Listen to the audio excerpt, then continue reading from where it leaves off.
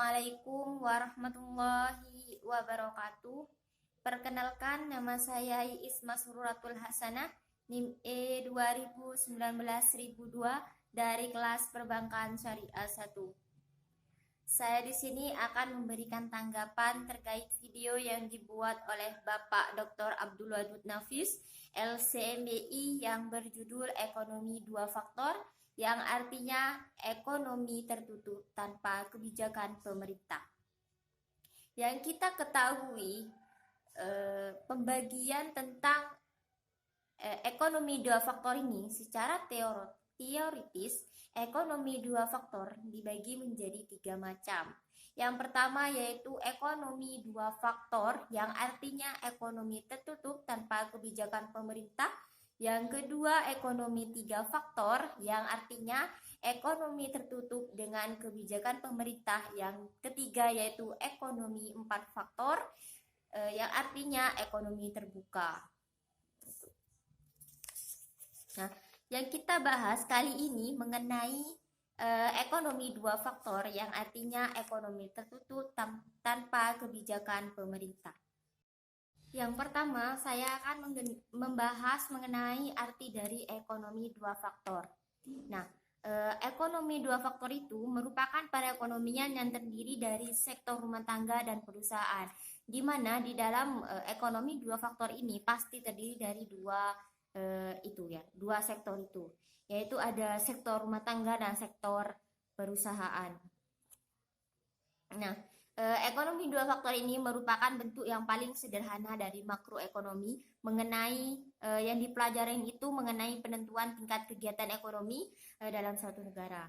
Jadi, dalam ekonomi 2 faktor ini mempelajari bagaimana cara kita untuk menentukan tingkat kegiatan ekonomi dalam satu negara. Kayak gitu.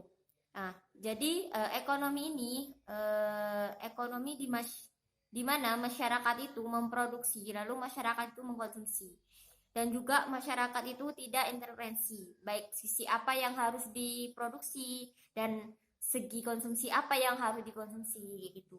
Dan juga di situ pemerintah tidak ngambil yang namanya pajak dari produksi yang dilakukan masyarakat. Di dalam kegiatan ekonomi 2 faktor ini, pemerintah tidak mengambil pajak dari produksi yang dilakukan oleh masyarakat. Nah, untuk yang kedua itu mengenai diagram aliran perekonomian 2 faktor. Di sini ada di dalam aliran perekonomian 2 faktor ini terdapat rumah tangga produsen dan rumah tangga konsumen. Nah, di dalam aliran perekonomian 2 sektor ini tidak ada yang namanya pemerintah, tidak ada yang namanya luar negeri. Hanya ada rumah tangga produsen dan rumah tangga konsumen itu. Nah, di sini artinya itu di sini adalah di dalam rumah tangga produsen ini adalah sebuah perusahaan yang memproduksi barang, dan di sini ada yang mengkonsumsi. Kayak gitu. Terus di sini kita mulai dari rumah tangga perusahaan, melihat apa yang diterima rumah tangga produsen itu, dan dari rumah tangga konsumen itu mendapat barang. Apakah mendapat barang dengan menjual barang dan jasa kepada konsumen.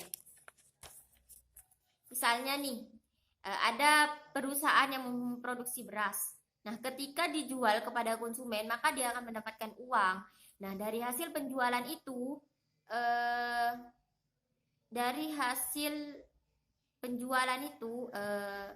maka dia itu menjual kepada rumah tangga konsumen, gitu.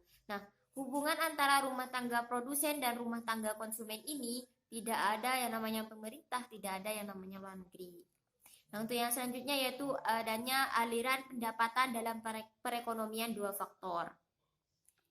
Nah, yang pertama yaitu ada sektor perusahaan menggunakan faktor produksi yang dimiliki rumah tangga. Nah, dalam pendapatan perekonomian ini, sektor perusahaan ini menggunakan faktor produksi yang dimiliki oleh rumah tangga, yaitu contohnya misalnya nih tanah yang dimiliki gitu. Itu bakal dimanfaatkan oleh sektor perusahaan kayak gitu. Untuk yang kedua, sebagian besar pendapatan yang diterima itu akan digunakan untuk konsumsi. Contohnya, ketika rumah tangga produksi itu membeli barang dan jasa yang dihasilkan oleh sektor perusahaan. Jadi sebagian pendapatan yang diterima oleh rumah tangga itu akan dikonsumsi gitu, akan digunakan konsumsi.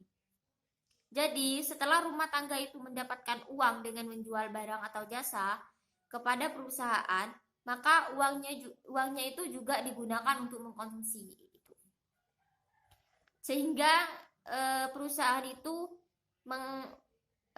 membeli barang-barang yang dihasilkan, sehingga konsumen itu membeli barang-barang yang dihasilkan oleh produsen gitu.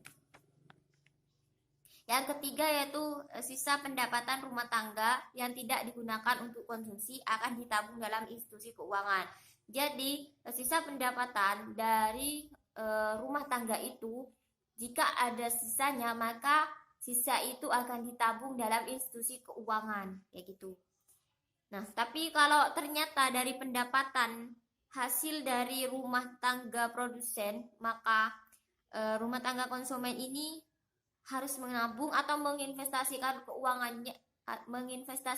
keuangannya itu kepada institusi keuangan. Yang keempat yaitu pengusaha yang ingin melakukan investasi akan meminjam tabungan rumah tangga yang dikumpulkan oleh institusi keuangan. Jadi pengusaha yang ingin melakukan konsumsi itu, ingin melakukan investasi, maka itu pengusaha itu akan meminjam kepada rumah tangga yang menyimpan tabungan yang ditabung oleh rumah tangga produsen gitu. Jadi gitu, jika ada pengusaha yang ingin investasi, jadi pengusaha itu harus meminjam dulu kepada institusi keuangan kayak gitu. Nah, jadi prinsip yang perlu kita pegang itu yaitu makin tinggi pendapatan kita, maka makin tinggi juga pengeluaran yang harus kita keluarkan gitu. Hubungan antara konsumsi dan pendapatan. Nah, pendapatan rumah tangga itu apa? Pendapatan rumah tangga itu adalah faktor penting untuk menentukan tingkat pengeluaran. Jika tidak ada pendapatan rumah tangga, maka pengeluaran juga tidak bisa terindeteksi gitu.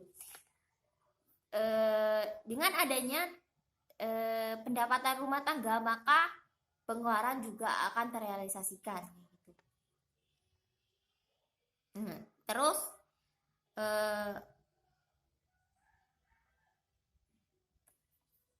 pada pendapatan yang rendah, rumah tangga akan mengambil tabungan ini.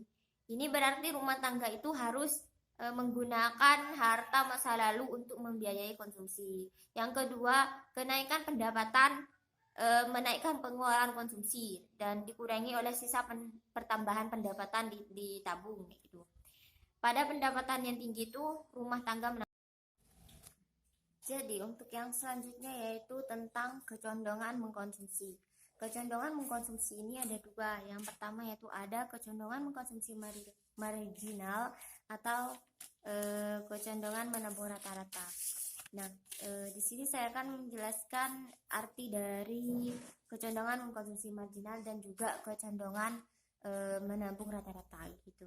Kecondongan mengkonsumsi marginal ini merupakan artinya yaitu mereka itu kecenderungan akan konsumsi yang terus bertambah.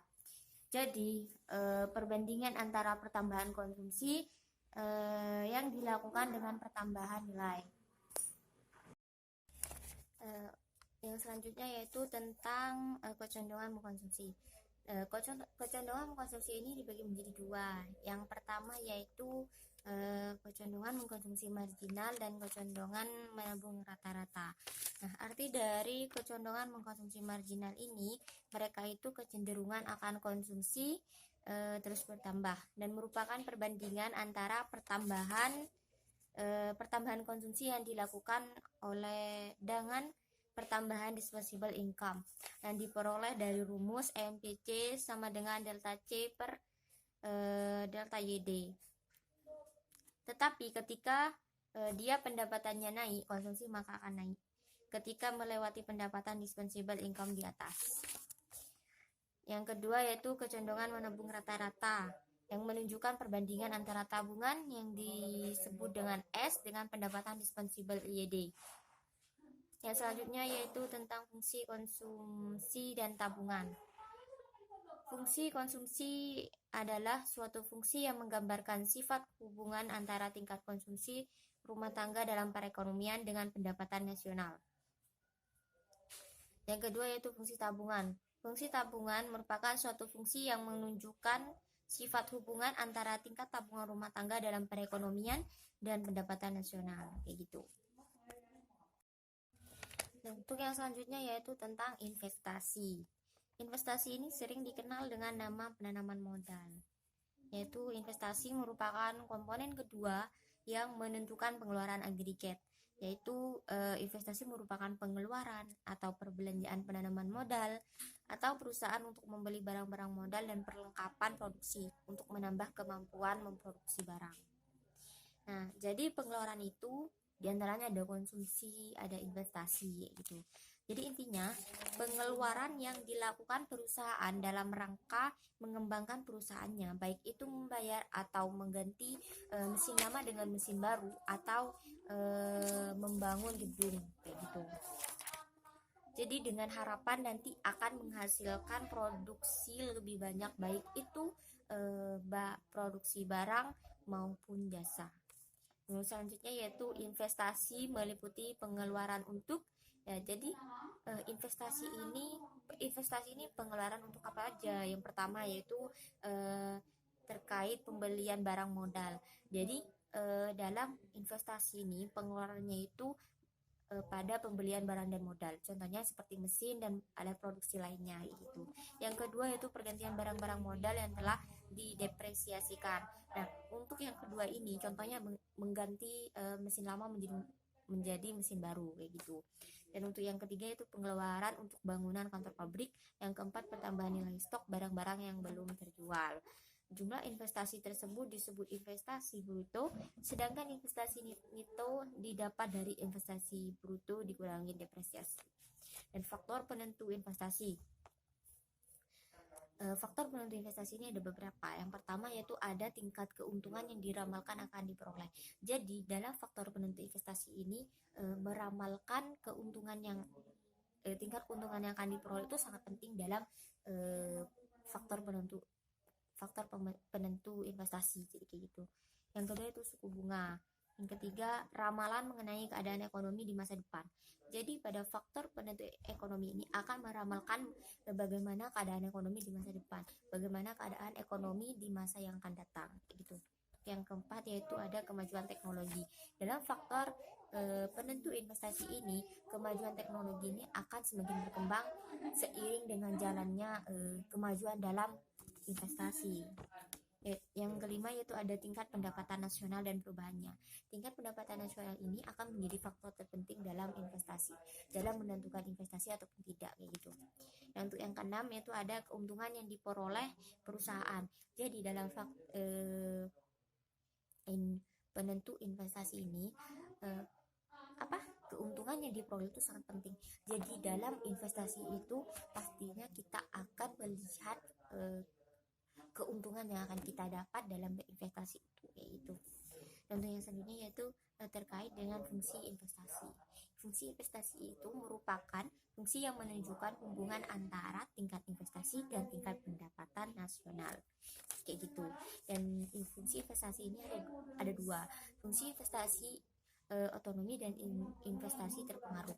Fungsi investasi otonomi ini merupakan investasi yang besarnya tetap atau jenis investasi yang tidak terpengaruh oleh besarnya pendapatan, kayak gitu.